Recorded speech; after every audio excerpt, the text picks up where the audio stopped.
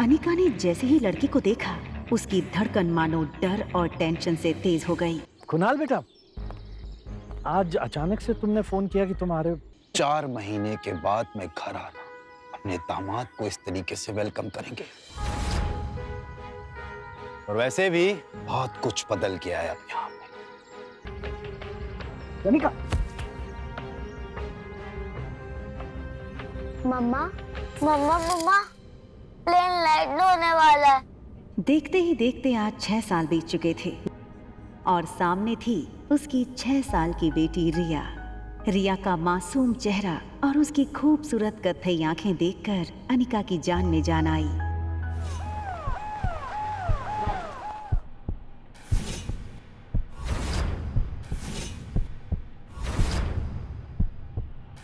अनिका अनिका अनिका, तुम सुन रही हो ना मेरी बात?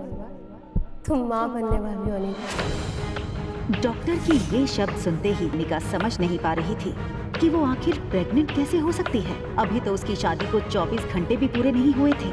मिस्टर गौतम गुलेरिया, मैं समझ सकती हूँ कि आप दोनों इस वक्त परेशान होंगे, मगर आप लोग कोई भी फैसला ले उससे पहले मैं एक बात बता दूँ, प्रेगनेंसी 4 महीने पार हो चुकी है, so abortion is out of question.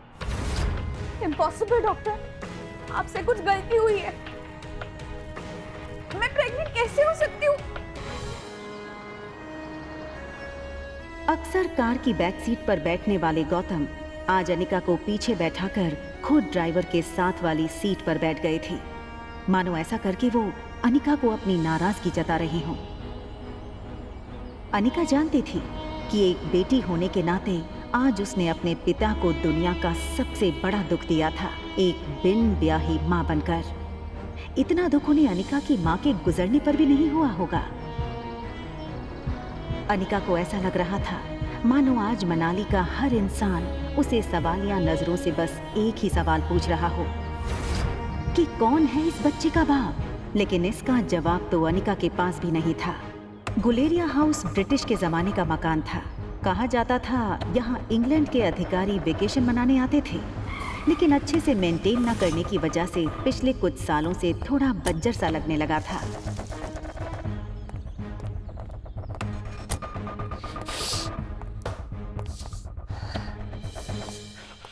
Anika कमजोर शरीर और भारी कदमों से गौतम के पीछे पीछे घर में दाखिल हुई। बिन माँ की पली बड़ी अनिका को आज सबसे ज्यादा जरूरत थी तो उसके पापा के इमोशनल सपोर्ट की। मुश्किल से एक मौका मिला था हमें हमारी जिंदगी फिर से बेहतर बनाने का। नसीब वाली थी तुम जो तुम्हारी डोगरा खानदान के इकलौते वारिस कुणाल डोगरा से शादी हुई थी। You know, कितने पावरफुल लोग हैं। मनाली का सबसे पावरफुल खानदान डोगराज। हमारे सारे कर्ज, पेंडिंग कोर्ट केस, हमारी हर तकलीफ से हमें बाहर निकाला था हम लोग। लेकिन शादी के 24 घंटे में ही तुमने हमारी जिंदगी वापस से जहन्नुम बना दी। उन लोगों को अगर तुम्हारे इस कारनामे के बारे में पता चलेगा तो पता नहीं क्या होगा। और तुम्हारी छोटी बहन कामिनी, उससे कौन शादी करेगा? भले ही वो तुम्हारी सौतेली बहन हो, लेकिन तुम्हारे इस कारनामे की वजह से उसकी भी तो बदनामी होगी।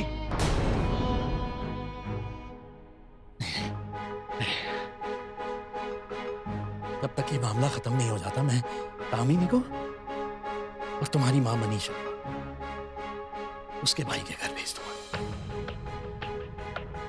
लेकिन आज नहीं तो कल सबको पता चल ही जाएगा। आज तुम भी अपनी मां के साथ ही।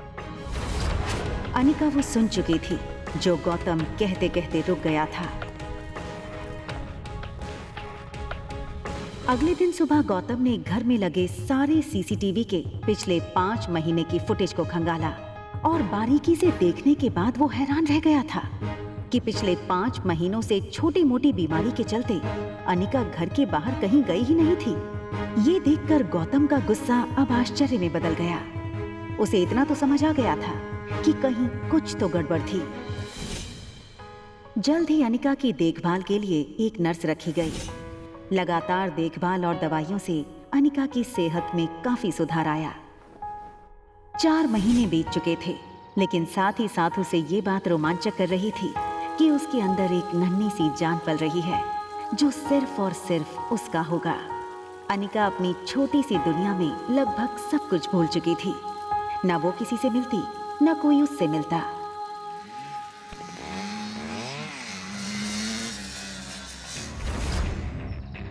अनिका ने जैसे ही लड़की को देखा, उसकी धड़कन मानो डर और टेंशन से तेज हो गई।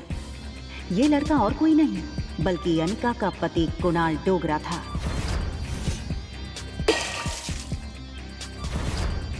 कुणाल की शादी अनिका से भले ही उसकी मर्जी के खिलाफ करवाई गई थी, लेकिन अपनी बीवी की कोख में किसी और का बच्चा देखना कोई भी मर्द बर्दाश्त नहीं कर पाए। कुणाल शादी के मंडप से सीधे दिल्ली अपने कॉलेज की पढ़ाई करने चला गया था और वहीं पहुंचकर शादी के दूसरे दिन उसे अनिका की प्रेगनेंसी की खबर मिली थी। अरे कुणाल बेटा, आज अचानक से तुमने फोन किया कि तुम्हारे कॉलेज की तुम्हारी छुट्टियां शुरू हो गई क्या? कमाल है, 4 महीने के बाद मैं घर आना अपने दामाद को इस तरीके से वेलकम करेंगे। और वैसे भी बहुत कुछ बदल गया है अब यहाँ पे। जानने के लिए देखिए अगला एपिसोड सिर्फ पॉकेट एफएम के YouTube चैनल पर। और एक लड़की को देखा तो के सारे एपिसोड्स को सुनने के लिए डिस्क्रिप्शन में दी गई लिंक से डाउनलोड कीजिए पॉकेट एफएम ऐप।